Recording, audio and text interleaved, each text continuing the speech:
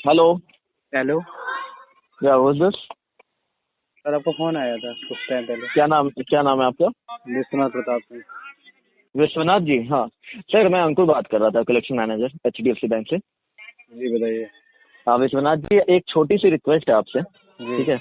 Actually क्या है कि आपके छोटे से अमाउंट की वजह से ना अकाउंट जो है स्टेबल नहीं हो पाया। आपका जो क्रेडिट कार्ड चल रहा है जी उसमें 100 रुपीज की पेमेंट जो है ना वो शॉर्ट हुई हुई है सर अभी। ठीक है। ठीक है।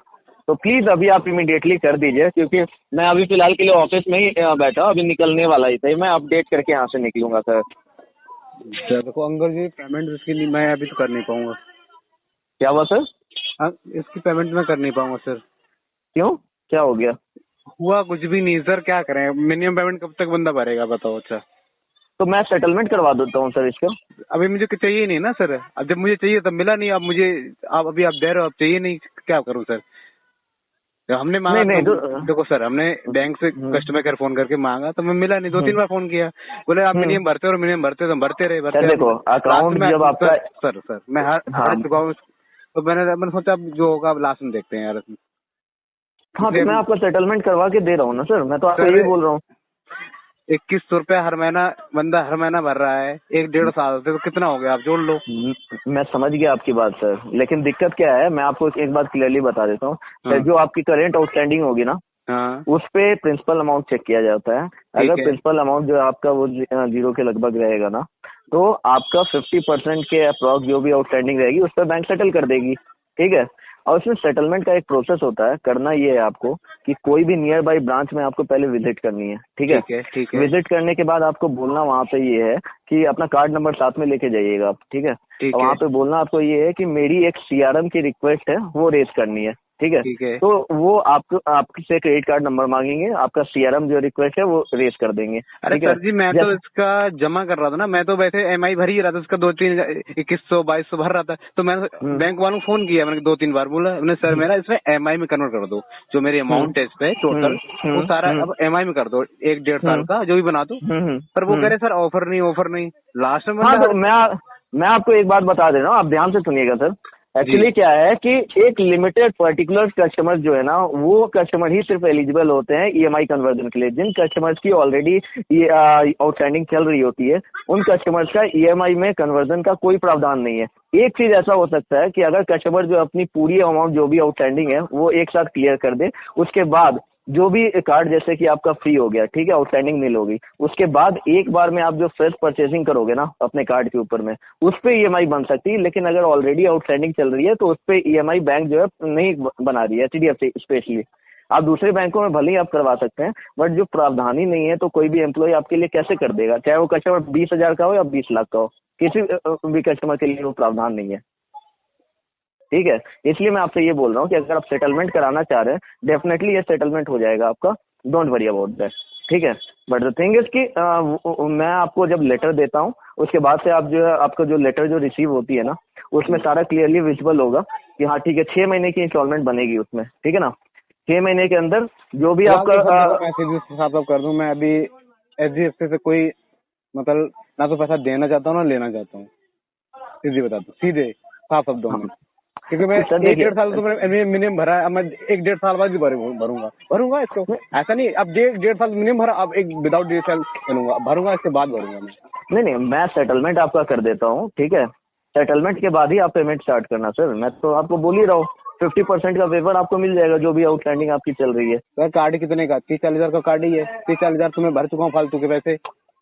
सर देखिए, इंटरेस्ट तो उसमें लगता ही है ना। आप एक बात देखिए ना, इंटरेस्ट का सर जो ऐसा सिस्टम होता कस्टमर है, खुद कह रहा है सिर्फ सर, एक मैं रिक्वेस्ट कर रहा था। मैंने कई बार फोन किया कस्टमर केयर पे मेरे पर वो मेरे मानने को पास तैयार अभी मैं नहीं है। आपको बता रहा हूँ 5 बैंक के क्रेडिट कार्ड है। ठीक है। ठीक है 5 बैंकों के क्रेडिट कार्ड है।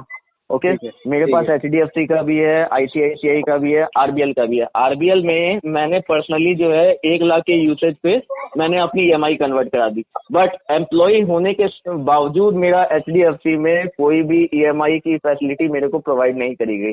वो इस वजह से क्योंकि बैंक की जो पॉलिसी है वो सभी कस्टमर के लिए और एम्प्लॉय के लिए दोनों के लिए सेम है सर। तो मैं यहाँ पे जबरदस्ती किसी बैंक से पर्सनल तौर पे EMI कन्वर्ट नहीं करा सकता ना सर। और दूसरी बात है, जो क्रेडिट कार्ड का हिसाब किताब ये होता है कि हर महीने कस्टमर की जो आउटस्टैंडिंग होती है ना, उस पे लगभग आपको ये 4% का फाइनेंस चार्ज जो है वो लगता है। ठीक है, अगर आपकी आउटस्टैंडिंग मान लीजिए कि 50,000 है, ठीक है, मिनिमम अमाउंट आपका आया मान लीजिए कि 2,000 या 2,500 रुपए, ठीक है, ठीक है। आप उतनी की पेमेंट करेंगे तो आपका ऐसा नहीं है कि अगले महीने जो है 50,000 में से वो 2,500 रुपए कम होके आएगा। ठीक है, तो क्योंकि जो बचा हुआ 48,000 रुपए है ना, उस पे लगभग जो है आपका 4% का फाइनेंस चार्ज जुड़ेगा। तो आप एक चीज देख लीजिए कि 2,000 रुपए का तो आपका इसमें इंटरेस्ट जुड़ गया।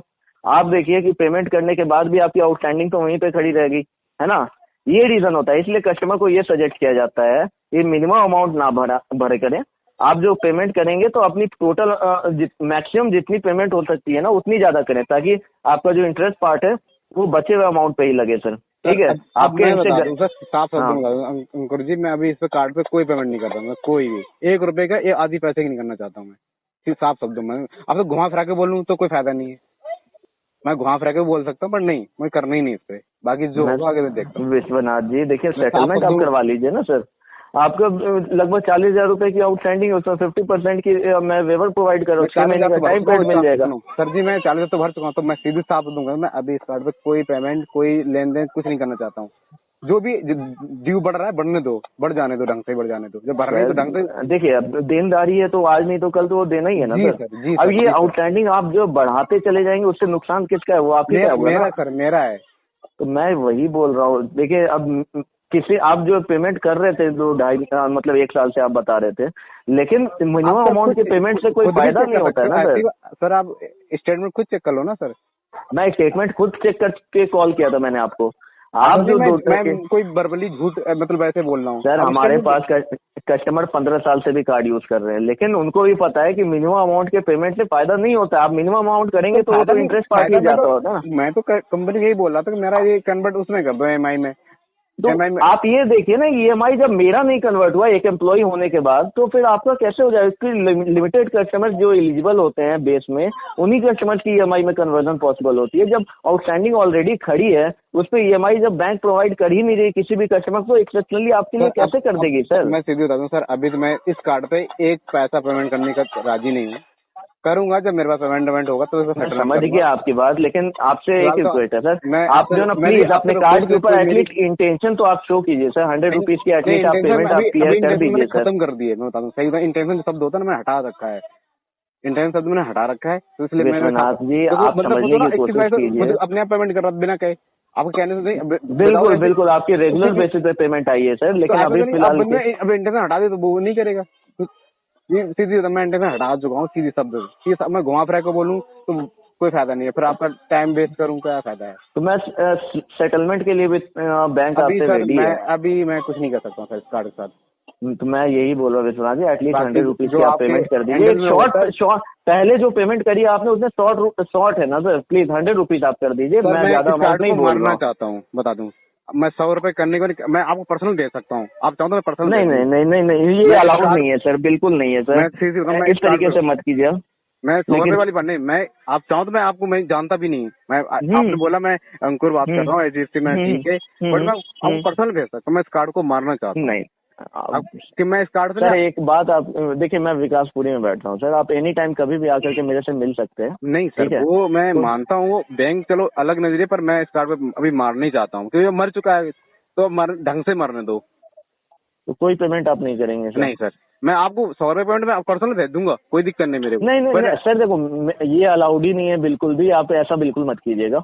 बट प्लीज मेरी बात आप एक बस रिक्वेस्ट आप मैं रिक्वेस्ट कर सकते हैं। मैं इस कार्ड पे पेमेंट नहीं करना चाहता सर, साफ शब्दों में बता दूं। मैं 100 रुपए कोई बड़ी बात नहीं है। 100 रुपए में आप मान लो कहीं मजदूरी भी बंदा करता है 500-600 रुपए मिलते हैं, इतनी नॉर्मली बता दूं, कहीं 500-600 रुपए पर 100 रुपए पर मैं इस कार्ड को पेमेंट ही नहीं करना चाहता अभी। मैं और सेटलमेंट भी नहीं करना चाहते हैं? अभी कुछ नहीं करना चाहता इस कार्ड पे। ठीक है सर, चलिए कोई मैं अपडेट कर देता हूँ। दोस्तों HDFC वाले ओनली 100 रुपये हम उससे पेमेंट करवा रहे थे, ओनली फॉर 100 रुपये। अब तो 100 रुपये से बैंक को क्या बेनिफिट या मुझे क्या बेनिफिट? ना तो बैंक को कोई बेनिफिट ना मुझे।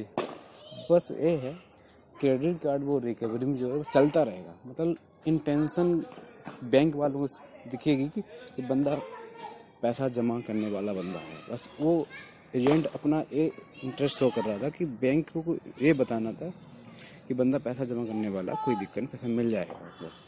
क्योंकि बंदे ने ऑलरेडी 1-1.5 साल से 1000, 2000, 2000, 2100 ओनली इंटरेस्ट जमा किया है। अब 1 साल का हम 1.5 साल का इंटरेस्ट जमा कर तो 2000 रुपये भी लगा लेते हैं 1.5 साल का, तो अराउंड हो गया है 12 दिन 24 और 12, मतलब 30-35 हज़ार रुपये जमा हो गया। बताओ, और 30-35 हज़ार टोटल कार्ड ही है। अब पैसा भी बैंक का पूरा आप ही है और EMI भी पूरी। तो क्रेडिट अब भी 2-3 महीने से मैं जमा नहीं कर रहा हूँ, 2 महीने से, 2 महीने नहीं, एक शायद 1.5 महीना हुआ है। अब भी फ़ोन करने लगे कंपनी वाले कि सिर्फ पैसे जमा। मैं साफ मना कर दिया, भाई जमा नहीं करना। इस कार्ड को ढंग से ही जो भी होगा वो ढंग से ही होगा, मर जाने दो, कार्ड को एंड हो जाने दो कार्ड कि वो एक्टिव रखना है कार्ड को। बस आप 100 रुपये पेमेंट नहीं कर दो, एक्टिव रखेंगे, कोई दिक्कत नहीं। ज़िंदगी में 100 रुपये पेमेंट करते रहो, कोई दिक्कत नहीं। कभी फ़ोन नहीं करेंगे, एक बार मैसेज करेंगे अब। तो बस कार्ड को एक्टिव मत करो, एक्टिव करो पूरा एक्टिव करो, नहीं तो मर जाने दो कार्ड को, कहते हैं मर जाने दो। क्योंकि ऐसा नहीं कार्ड नहीं है तो क्या है, कुछ भी नहीं, कमाओ खाओ, और भी दुनिया है ना। आपने सुना था वो बंदा कैसे 100 रुपये बोल रहा था, मैंने मना करे साफ साफ।